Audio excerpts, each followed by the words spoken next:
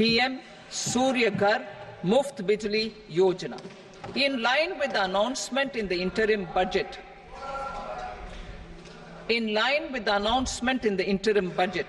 PM Surya Ghar Muft Bijli Yojana has been launched to install rooftop solar plants to enable 1 crore households obtain free electricity up to 300 units every month. The scheme has generated remarkable response with more than 1.28 crore registrations and 14 lakh applications, and we will further encourage it. Pumped storage policy. A policy for promoting pumped storage projects will be brought out for electricity storage and facilitating smooth integration of the growing share of renewable energy with its variable and intermittent nature in the overall energy mix. Research and development of small and modular nuclear reactors. Nuclear energy is expected to form a very significant part of the energy mix for Vikasit Bharat. Towards that pursuit, our government will partner with the private sector for 1. Setting up Bharat Small Reactors, 2. Research and development of Bharat Small Modular Reactor, and 3. Research and development of newer technologies for nuclear energy.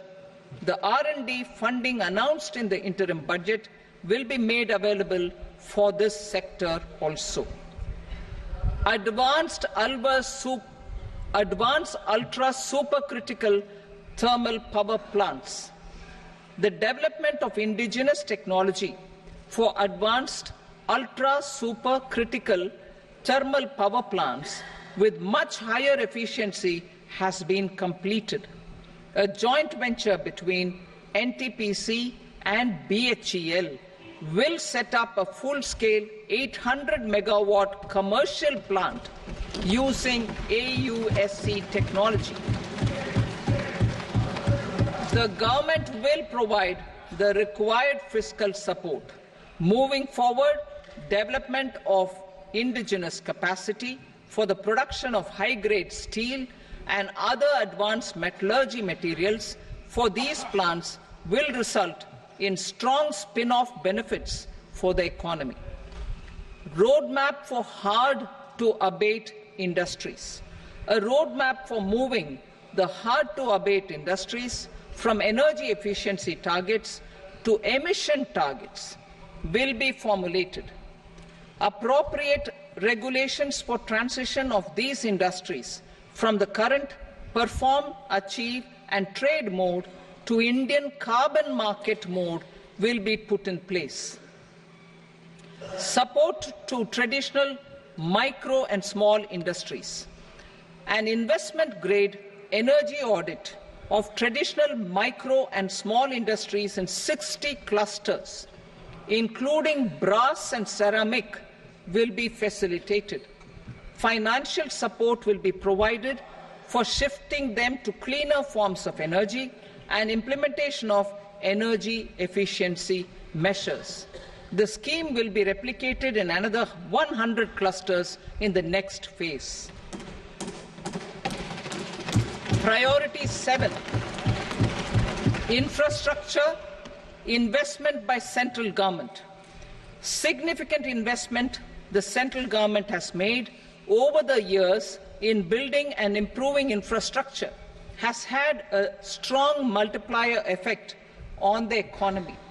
We will endeavour to maintain strong fiscal support for infrastructure over the next 5 years in conjunction with imperatives of other priorities and fiscal consolidation.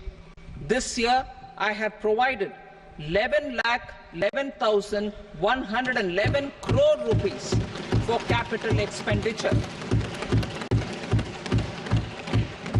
This would be 3.4% of our GDP. Infrastructure investment by state governments. We will encourage states to provide support of similar scale for infrastructure, subject to their development priorities. A provision of 1.5 lakh crore rupees for long-term interest-free loans have been made this year also to support the states in their resource allocation. Private investment in infrastructure. Investment in infrastructure by private sector will be promoted through viability gap funding and enabling policies and regulations. A market-based financing framework will be brought out. Pradhan Mantri Gram Sadak Yojana, Phase 4 of the PMGSY will be launched to provide all-weather connectivity to 25,000 rural habitations, which have become eligible in view of their population increase.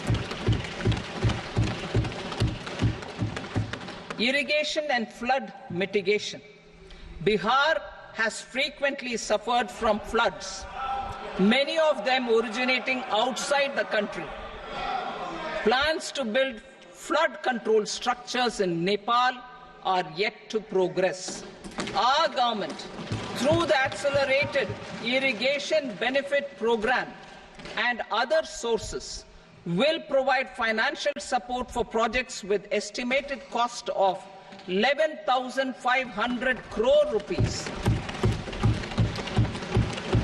such as the Kosi-Michi intra-state link and 20 other ongoing and new schemes, including barrages, river pollution abatement and irrigation projects.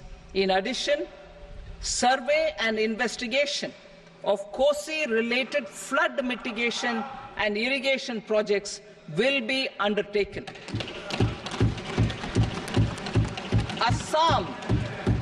Assam grapples with floods every year by the Brahmaputra River and its tributaries originating outside India. We will provide assistance to Assam for flood management and related projects.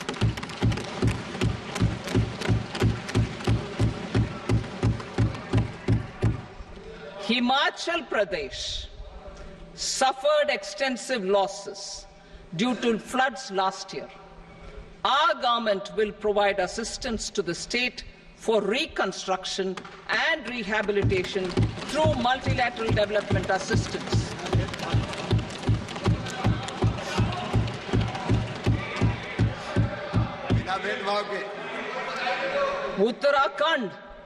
Uttarakhand too suffered losses due to cloudbursts and massive landslides. We will provide assistance to the state. Recently, Sikkim witnessed devastating flash floods and landslides that wreaked havoc across the state. Our government will provide assistance to the state. Tourism. Tourism has always been a part of our civilization. Our efforts in positioning India as a global tourist destination will also create jobs, stimulate investments, and unlock economic opportunities for other sectors. In addition to the measures outlined in the interim budget, I propose the following measures. Vishnupad Temple at Gaya and Mahabodhi Temple at Bodh Gaya in Bihar are of immense spiritual significance. Comprehensive development of Vishnupad Temple Corridor and Mahabodhi Temple Corridor will be supported, modeled on the successful Kashi Vishwanath Temple Corridor to transform them into world-class pilgrim and tourist destinations. Rajgir holds immense religious significance for Hindus, Buddhists and Jains. The 20th Tirthankara Muniswarata temple in the Jain temple complex is ancient The Saptarishi or the 7 hot springs form a warm water Brahmkund that is sacred. A comprehensive development initiative for Rajgir will be undertaken. Our government will support the development of Nalanda as a tourist center, besides reviving Nalanda University to its glorious stature.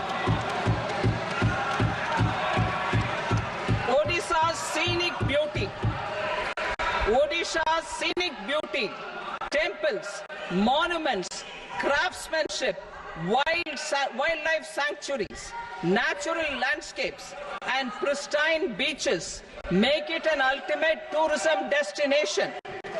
Our government will provide assistance for their development to Odisha as well.